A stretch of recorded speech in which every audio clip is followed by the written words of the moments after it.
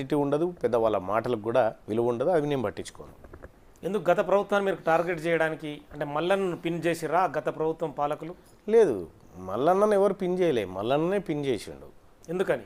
ఎందుకు చేయాల్సి వచ్చింది? ప్రజా వ్యతిరేక విధానాలని అవలంబించి ఆర్థిక వ్యవస్థను మొత్తం చిన్నాభిన్నం చేస్తూ ఉంటే, తరతరాల భవిష్యత్ అంతా తలకిందులవుతూ ఉంటే ఖచ్చితంగా బాధ్యతాయుతంగా నేను నా వ్యవహారాన్ని నిర్వర్తించిన.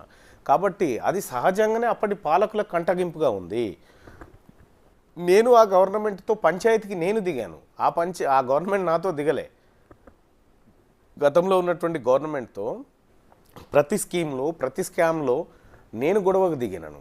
ప్రజలకు ఇచ్చినటువంటి హామీలను విస్మరించారని చెప్పి నేను గొడవకు దిగాను తప్ప నేను వాళ్ళని గోకిన తప్ప వాళ్ళు నన్ను గోకింది ఏం లేదు. నన్ను గోకి నన్ను లీడర్ని చేసిరు అంతే. కాంగ్రెస్ పార్టీతో మీకున్న అనుబంధం కావచ్చు, ఇప్పుడు ముఖ్యమంత్రి రేవంత్ రెడ్డితో మీకున్న సాన్నిహిత్యం కావచ్చు, ఎలా చూడొచ్చు? సో నిజంగా గౌరవ ముఖ్యమంత్రి రేవంత్ రెడ్డి గారు ఆయన ఇచ్చినటువంటి అవకాశం, ఆయన నాకు చాలా రోజుల క్రితం ఓ మాట చెప్పాడు, మల్లన్న నువ్వు మండల్లో అవసరం ఉంది, ఇంకా వేరే ఆలోచన పెట్టుకోకు, మండల్లో నాకు మాట్లాడే వాళ్ళు కావాలి, నీలాంటి వాళ్ళు మండల్లో ఉండడం వల్ల పార్టీకి కానీ ప్రభుత్వానికి కానీ మంచి జరుగుతుంది అని నేను భావిస్తున్నా, దయచేసి నువ్వు ఆ వర్క్లో బిజీగా ఉండని చెప్పి ఆయన చెప్పడంతో నేను ఆ వర్క్ చేసుకుంటూ ముందుకు వెళ్ళిపోవడం, తద్వారా గౌరవ ముఖ్యమంత్రి గారు నాకు టికెట్ ఇవ్వడం, బీఫామ్ ఇవ్వడం, గెలవమని చెప్పి ఆయన నిండుగా ఆశీస్సులు ఇవ్వడం, తద్వారా గెలుపొందడం ఇదంతా జరిగింది. 100% ముఖ్యమంత్రి గారు ఈ గెలుపులో ఈ ప్రయాణంలో ఆయన తోడ్పాటు ఉంది.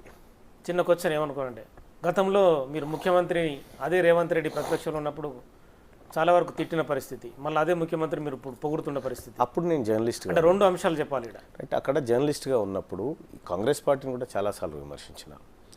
ఒక జర్నలిస్ట్గా ఉన్నప్పుడు ఒక బండి నడవడం కోసం ఎడ్లు మనయే బండి మనదే, కానీ ముళ్ళుగర్ర వాడుతూ ఉంటాం కొన్నిసార్లు. ముళ్ళుగర్ర వాడుతూ ఉంటాం. ముళ్ళుగర్ర అంటే ముళ్ళుగర్ర మీన్స్ అది సరైన దారిలో పోవాలి అనేటువంటి ఉద్దేశంతో. రేవంత్ రెడ్డి సరైన దారిలో పోలేదు. రేవంత్ రెడ్డి ఇండివిజువల్ కాదు, Congress party. Yes, Congress party సరైన దారిలో పోవాలని కోరుకున్నాం, సరైన ఫైటింగ్ చేయాలని కోరుకున్నాం. మీరు చూడండి, నేను ఫైటింగ్కు దిగే నాటికి రాష్ట్రంలో ప్రతిపక్షం అనేది అసలు ఉందా లేదా అనేటువంటి ఒక శూన్యమైన పరిస్థితిలోకి వెళ్ళిపోయింది, జీరో పరిస్థితిలోకి వెళ్ళిపోయింది. వాళ్ళు ఆ పాత్రలో కరెక్ట్గా ఉంటే నాలాంటి వాళ్ళు బయటకు రావాల్సిన పని లేదు, మీలాగానే నేను కూడా ఎక్కడో చోట ఉద్యోగం చేసుకునేవాడిని. వాళ్ళు సరైన మార్గంలో అప్పుడున్నటువంటి పాలకుడు చేస్తున్నటువంటి డిస్టర్బెన్స్ కారణంగా కూడా కావచ్చు, కానీ సరైన మార్గంలో లేనప్పుడు ఖచ్చితంగా కొన్నిసార్లు విమర్శించాల్సి వచ్చింది, వాటిని సమర్థించుకుంటా ఉన్నాం.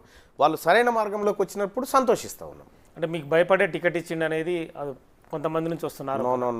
No way.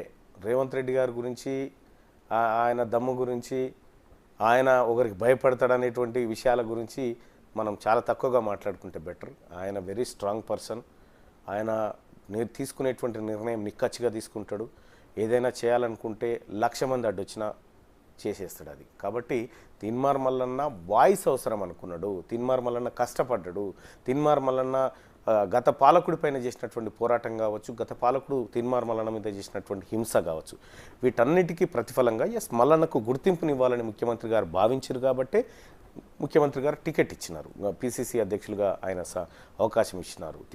ముఖ్యమంత్రి రేవంత్ రెడ్డి గారు వీళ్ళు చేసేటువంటి ఉత్తర ఉపన్యాసాలకు భయపడో లేకపోతే ఆయన దేనికో జనగేటోడు కాదు.